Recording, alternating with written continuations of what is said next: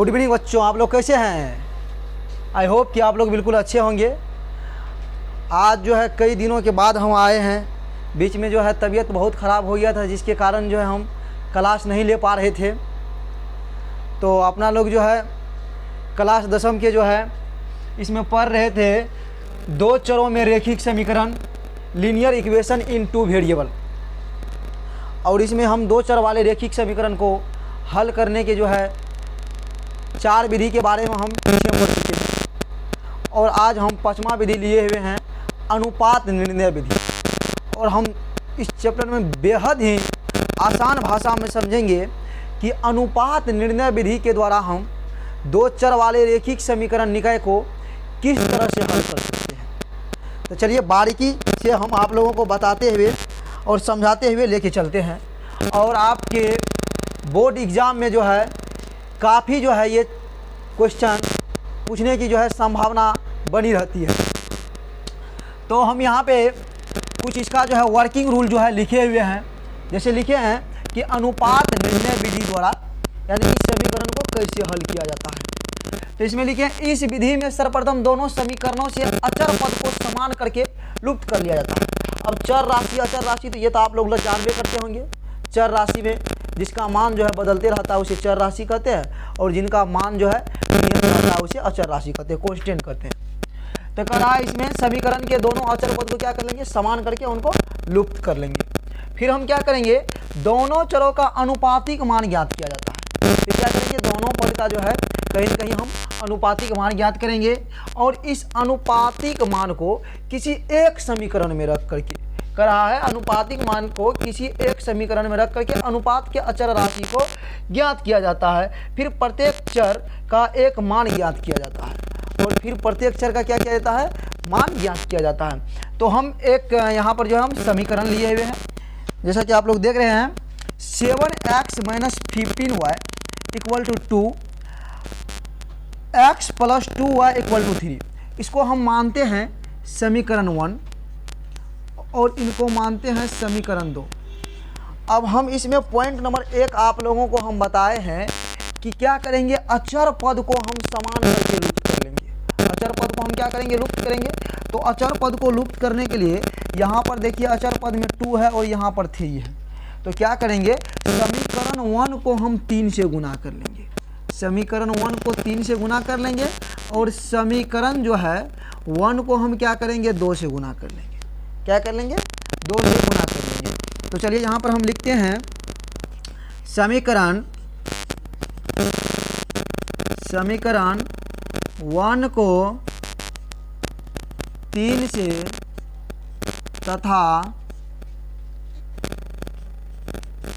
समीकरण 2 को 2 से गुना करने पर।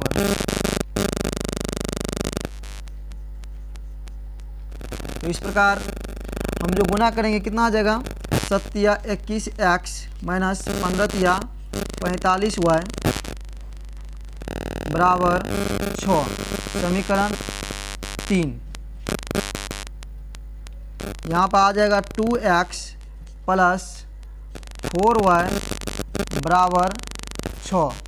समीकरण 4 कर लेंगे। चलिए इनको हम ऊपर ले लेते हैं, क्योंकि यहाँ पर आप लोग को फ्रेश से दिखाई नहीं दे रहा होगा। इस प्रकार हम क्या करेंगे, ये जो नीचे मेरा समीकरण 3 और समीकरण 4 प्राप्त हुआ है, इनको हम क्या करते हैं, आपस में घटाते हैं। तो यहाँ पर हम लिखेंगे समीकरण 3 तथा इनको एक बार यहाँ से एक लड़का करो, तो समीकरण 3 तथा समीकरण 4 को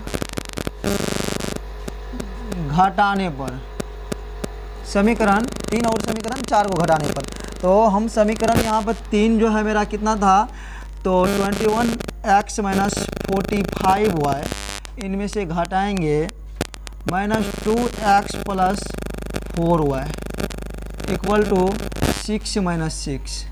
तो इस प्रकार आ जाएगा 21x - 2x, यहाँ पर आ जाएगा -45y, यहाँ पर माइनस प्लस -4y = 0। इस प्रकार यहाँ पे हम जब घटाएंगे तो 19x, अब माइनस माइनस जुड़ता है और चिन्ह रहती है हमेशा प्लस, चिन्ह रहती है माइनस की ही। तो इस प्रकार आ जाएगा यहाँ पर -49y बराबर 0। तो इस प्रकार 19x बराबर 49y जब बात करें तो x/49 बराबर y/19 इसको हम लिख सकते हैं। अब हम क्या करेंगे, लिखेंगे x/49 बराबर y/19 के बराबर में k मान लेते हैं। k माना, कौन चीज़ की हम k मान लिए। अब चलिए हम यहाँ पर ले लेते हैं, क्योंकि आप लोग को नीचे में दिखेगा नहीं। तो इस प्रकार एक बार हम क्या करेंगे, x/49 के बराबर में हम k लेंगे तथा y/19 के बराबर में हम k लेंगे और इसका हम क्रॉस मल्टीप्लिकेशन करेंगे तो x बराबर आ जाएगा 49k तथा y बराबर आ जाएगा 19k।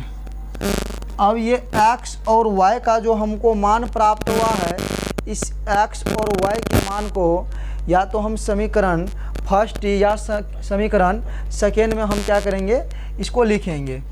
तो चलिए देख लेते हैं समीकरण, इसको लिखेंगे। यहाँ पर लिख लेते हैं x तथा y का मान समीकरण सेकेंड में रखने पर समीकरण सेकेंड कितना था रे बच्चा, से बताओ रे, समीकरण सेकेंड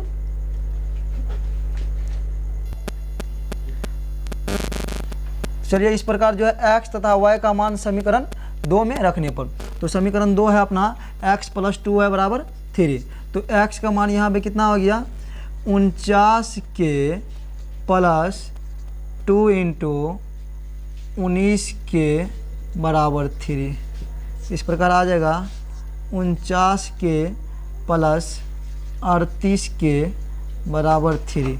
अब इन दोनों को हम क्या करेंगे, जब जोड़ेंगे तो यहाँ पर आ जाएगा 17 का 7 हासिल 1 4 4 8, तो 87 के बराबर 3। तो k बराबर जो है आ जाएगा 3/87। तो 7 दूनी 14 1 15, यानी कि 3 से ये कट जाएगा। तो 3 से जो कटेगा तो 3 दूनी 6 और 3 9 27, अर्थात k का मान जो है 1/29 आ गया। k का मान हमको कितना प्राप्त हो गया, 1/29। अब हम क्या करेंगे, ये इनको हम यहाँ पे क्या कर लेते हैं, थोड़ा साफ कर लेते हैं। तो k के मान जो है हम क्या करेंगे, समीकरण k का मान हम यहाँ पर x तथा y के मान के पास रखेंगे। तो लिखेंगे k का मान रखने पर, तो x अपना कितना है 49k, यहाँ पर लिखेंगे 49 गुना k की जगह पर आ जाएगा 1/29।